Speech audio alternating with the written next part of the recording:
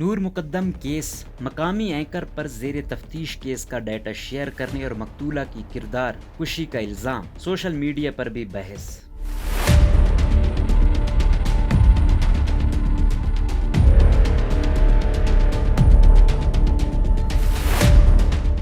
Be B C زاوی لکھتی ہیں کہ دیکھا ہم نہ کہتے تھے، عورت خود ہی ہر مسئلے کی جڑ ہے۔ وکٹم بلیمنگ یا زیادتی کا شکار ہونے والے فرد کو ہی مورد الزام ٹھہرانا کوئی نئی بات نہیں ہے۔ زیادہ پیچھے نہیں جاتے، گزشتہ برس موٹر وے ریپ کیس کے وقت عام عوام تو ایک طرف، اس کیس کی تفتیش کرنے والے سی سی پی او لاہور عمر شیخ نے اجتماعی ریپ کا نشانہ بننے والی خاتون کے متعلق کہا تھا، 3 بچوں کی ماں اکیلی رات گئے اپنے گھر سے اپنی گاڑی میں نکلے تو اسے سیدھا راستہ لینا چاہیے نا، اور یہ بھی چیک کرنا چاہیے کہ گاڑی میں پیٹرول پورا ہے بھی یا نہیں۔ نور مقدم قتل کے بعد بھی کچھ ایسی ہی بحث ہوتی نظر آتی ہے۔ پاکستان میں گزشتہ روز سے نجی ٹیلی ویژن چینل GNN کے ایک اینکر عمران ریاض خان کا ایسا ہی کلپ وائرل ہے جس میں انہوں نے بظاہر نور مقدم کے فون سے حاصل ہونے والی معلومات عام کی، جسے مقتولہ کی کردار کشی قرار دیا جا رہا ہے۔ یوٹیوب چینل پر ایک ہفتہ قبل پوسٹ کیے گئے اس ویلاگ سے عمران ریاض بظاہر صدف کمل کے متنازع بیان پر اس کے خلاف بولنے والوں پر تنقید سے لے کر پاکستانی فیمنسٹ میرا جسم میری مرضی کا حق مانگنے والی خواتین اسلام آباد میں قائد کی تصویر کے نیچے ہونے والے فوٹو شوٹ سے لے کر نور مقدم کیس تک ہر معاملے پر بطور صحافی خبر دینے کے بجائے اپنی ذاتی رائے دیتے نظر آتے ہیں، جو خواتین کے حوالے سے انتہائی متعصبانہ ہے۔ اینکر عمران ریاض کے اس کلپ پر سوشل میڈیا پر شدید رد عمل سامنے آ رہا ہے۔ مقتولہ نور مقدم کے اپنے والدین کے ساتھ کیسے تعلقات تھے، انہوں نے اپنے والدین کو کتنی کالیں یا ٹیکسٹ میسیجز کیے، بیشتر افراد کا کہنا ہے کہ یہ سب معلومات اول تو زیر تفتیش مقدمے سے متعلق ہیں، انہیں میڈیا پر شیئر کرنا جرم ہے۔ دوم، نور اور ان کے والدین کے ذاتی تعلقات جیسے بھی ہوں، یہ نور کے قتل کا جواز فراہم نہیں کرتے۔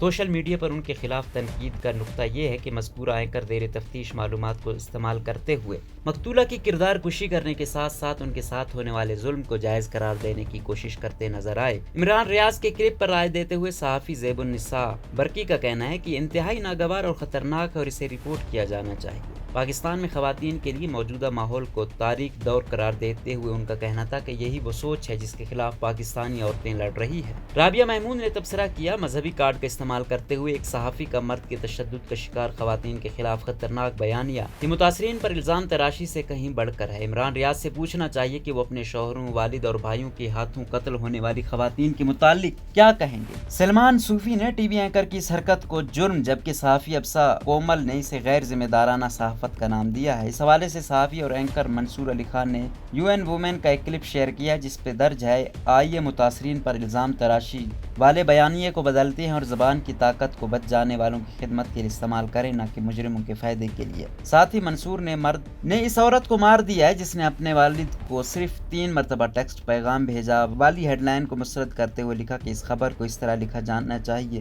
مرد نے عورت کا قتل کر دیا۔ شانزے کا کہنا ہے کہ مرد کے ہاتھوں عورت کے قتل کو جائز ثابت کرنے کے لیے ہم بحیثیت قوم کسی بھی حد تک جا سکتے ہیں۔ وہ کہتی ہیں کہ اسلام والا سیاق و سباق صرف عورت پر ہی نہیں مرد پر بھی لاگو ہوتا ہے۔ بدقسمتی سے اس کیس میں مرد کی اتنی بڑی غلطی نظر نہیں آ رہی اور اس کی حمایت میں عورت کو مارا جا رہا ہے۔ کچھ افراد سوشل میڈیا پر اپنے والدین کے ساتھ تعلقات اور ٹیکسٹ پیغامات کے جواب نہ دینے کی وجوہات بھی شیئر کرتے نظر آئے۔ جیو نیوز کے اینکر عبداللہ سلطان نے اپنے اور اپنے والدین کے درمیان تعلقات کے متعلق بتایا کہ میرے والدین میرے ساتھ رہتے ہیں، میں ان سے بہت پیار کرتا ہوں اور ہم روزانہ گھنٹوں باتیں کرتے ہیں، اس لیے ٹیکسٹ پیغامات کی نوبت ہی نہیں آتی، اور میری والدہ تو اکثر واٹس ایپ پر آنے والے پیغامات مجھے بھیجتی ہیں جن کا میں شاذ و نادر ہی جواب دیتا ہوں۔ یہ سب بتانے کے بعد عبداللہ پوچھتے ہیں کیا اس کا مطلب یہ ہے کہ میں ایک برا مسلمان ہوں؟ تاہم کئی افراد عمران ریاض کی رائے سے اتفاق کرتے ہوئے ان کا دفاع کرتے بھی نظر آئے۔ عاطف علی سید نے لکھا، وہ غیر شادی شدہ مردوں اور عورتوں کے تعلقات کے بارے میں اپنے خیالات کا اظہار کر رہے ہیں، آپ ان سے اتفاق یا اختلاف کر سکتے ہیں لیکن ان سے اظہار رائے کا حق نہیں چھین سکتے۔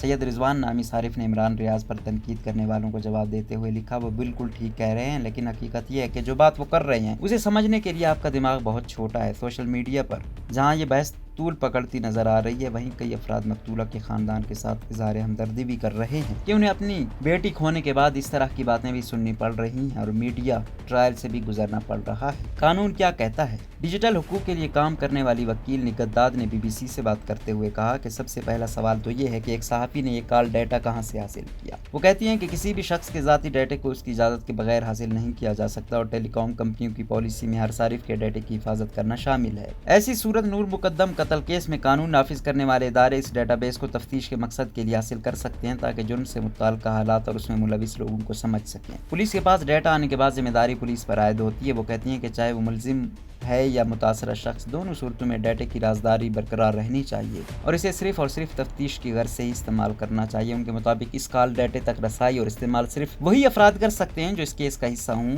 سوال یہ پیدا ہوتا ہے کہ کیا اس اینکر نے یہ ڈیٹا قانونی طریقے سے حاصل کیا؟ نگہداد کہتی ہیں کہ کال ڈیٹا تفتیش کے دوران استعمال ہونے والی معلومات کا ایک اہم حصہ ہے اور پورا کیس سمجھنے کے لیے اسے دوسرے شواہد کے ساتھ جوڑ کر اسی تناظر میں ہی دیکھنا چاہیے۔ وہ کہتے ہیں کہ شواہد میں سے اسی طرح کسی ایک ٹکڑے کو اٹھا کر میڈیا ٹرائل کرنے میں مسئلہ یہ ہے کہ تبصرہ کرنے والوں کو تمام ثبوتوں تک رسائی حاصل نہیں ہوتی۔ کسی بھی متاثرہ شخص کے اعمال، کال ڈیٹا، اس کا اٹھنا بیٹھنا کن لوگوں کے ساتھ تھا، آپ ان سب معلومات کو الزام تراشی کے لیے ہتھیار بنا کر استعمال نہیں کر سکتے۔ وہ کہتے ہیں کہ قانونی طور پر کسی مقدمے کے دوران متاثرہ شخص کے کردار پر بات نہیں کی جا سکتی، لیکن بدقسمتی سے اس قسم کے رویے ہمارے معاشرے میں بہت زیادہ عام ہیں۔ نگہت کہتی ہیں کہ ایک صحافی کے طور پر عمران ریاض کا کام صرف خبر پہنچانا تھا، لیکن ایک تو انہوں نے صارفین کی ذاتی معلومات تک رسائی کے قانون کی خلاف ورزی کی، دوسرا انہوں نے صحافت کے اصولوں کی بھی پاسداری نہیں کی اور اپنے پلیٹ فارم کا غلط استعمال کیا۔ ان کا کہنا تھا ابھی یہ مقدمہ عدالت میں زیر سماعت ہے، لیکن اس طرح سے ویلاگ میں کال ڈیٹا شیئر کر کے انہوں نے سنسنی پھیلانے کی کوشش کی اور میڈیا پر معلومات شیئر کر کے عوامی رائے تبدیل کرنے اور بحث کا رخ موڑنے کی کوشش کر رہے ہیں۔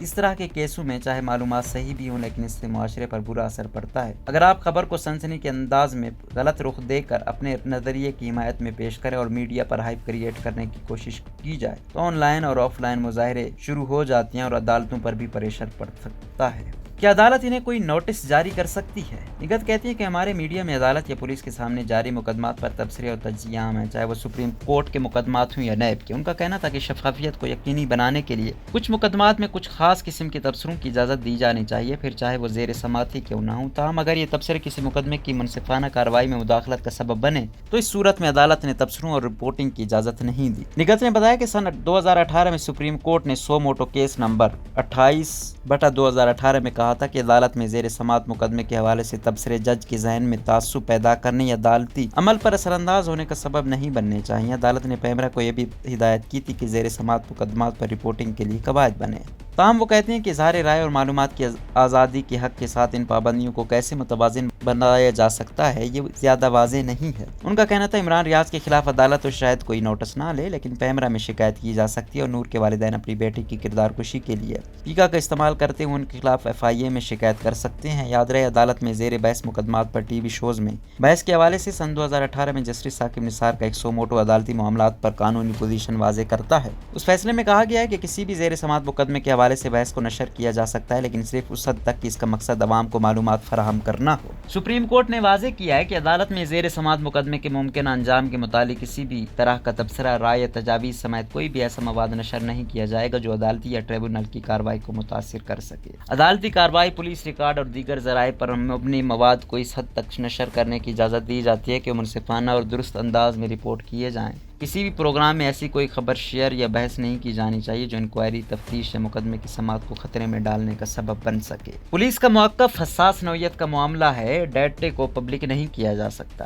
نور مقدم کے قتل کے مقدمے کی تفتیش کرنے والی ٹیم میں شامل ایک اہلکار نے BBC کے نامہ نگار شہزاد ملک کو بتایا کہ اس مقدمے کی تفتیش کے دوران پولیس نے ملزم ظاہر جعفر اور مقتولہ نور مقدم کے زیر استعمال ٹیلی فون کا جو ڈیٹا حاصل کیا وہ اس مقدمے کی تفتیش کا اہم حصہ ہے۔ انہوں نے کہا کہ یہ ایک حساس نوعیت کا معاملہ ہے جس کو کسی طور پر بھی پبلک نہیں کیا جا سکتا۔ ان کا کہنا تھا کہ اگر اس معلومات کو پبلک کرنا ہوتا تو پولیس نے جس روز ملزم ظاہر جعفر کو گرفتار کیا تھا اور اس کے قبضے سے اس کے زیر استعمال موبائل فون اور مقتولہ کا موبائل فون برآمد کیا تھا تو اسی وقت ہی پولیس کے افسران پریس کانفرنس کے ذریعے بتا دیتے کہ ملزم اور مقتولہ کے کن سے رابطے تھے۔ اہلکار کے مطابق اس مقدمے کے عدالتی سماعت کے دوران بھی عدالت کو صرف ملزم ظاہر جعفر کے اپنے والدین کے ساتھ ہونے والے رابطوں کے بارے میں بتایا گیا ہے، باقی ابھی تک جن دوسرے افراد سے ٹیلی فونک بات ہوئی تھی ان کے بارے میں ابھی کچھ نہیں بتایا گیا۔ ظاہر جعفر سمیت تمام ملزمان کے نام ECL میں شامل۔ دوسری جانب پاکستان کے وزیر داخلہ شیخ رشید احمد نے کہا کہ نور مقدم قتل کیس میں نامزد تمام ملزموں کے ملک سے باہر جانے پر پابندی لگا دی گئی ہے۔ منگل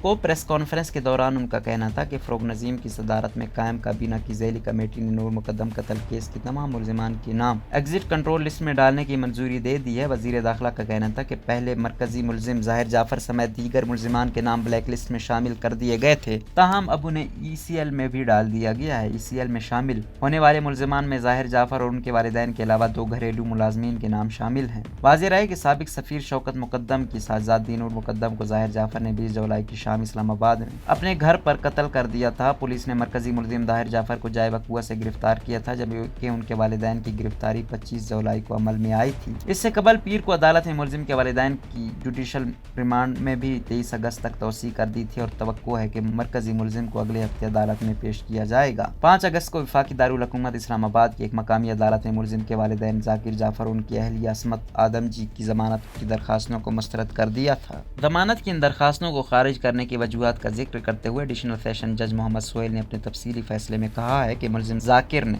نور مقدم کا قتل کیا اور اس قتل کی تفتیش کے دوران مزید کردار سامنے آئے ہیں۔ فیصلے میں لکھا ہے کہ ملزم ذاکر جعفر نے مرکزی ملزم کی مدد جان بوجھ کر حقائق چھپائے اور پولیس کو واقعے کی بروقت اطلاع نہیں دی، جو کہ نتیجتاً مرکزی ملزم کو قتل کرنے میں سہولت فراہم کرنے کے مترادف ہے۔ عدالت کا کہنا ہے کہ وقوعے کے بعد شواہد چھپانے کی بھی کوشش کی گئی۔ ریکارڈ کے مطابق ملزم نے نور مقدم کو تشدد کا نشانہ بناتے ہوئے بہیمانہ قتل کیا اور ان کا سر دھڑ سے جدا کر دیا۔ عدالت کا یہ بھی کہنا تھا کہ ملزم اور اس کے والد کے درمیان کالز کے ریکارڈ سے ثابت ہوتا ہے ذاکر جعفر بھی جرم میں شریک ہیں۔ عدالت نے اپنے فیصلے میں لکھا کہ استغاثہ کے مطابق ملزم قتل کی واردات کے دوران اپنے بیٹے سے مسلسل رابطے میں تھے اور ملزمان ذاکر جعفر اور عصمت آدم جی کو قتل میں شریک ثابت کرنے کے لیے ریکارڈ پر کافی مواد موجود ہے۔ عدالت کا یہ بھی کہنا تھا کہ ایسا کوئی مواد ریکارڈ پر موجود نہیں ہے جو یہ ثابت کرتا ہو کہ ملزمان اور مدعی پارٹی میں کوئی دشمنی تھی۔ عدالت نے اپنے فیصلے میں یہ بھی لکھا کہ ان دونوں شریک ملزمان یعنی والدین نے سنگین نوعیت کے جرم میں معاونت کی اور وہ ضمانت کی غیر معمولی ریلیف کے مستحق نہیں ہیں۔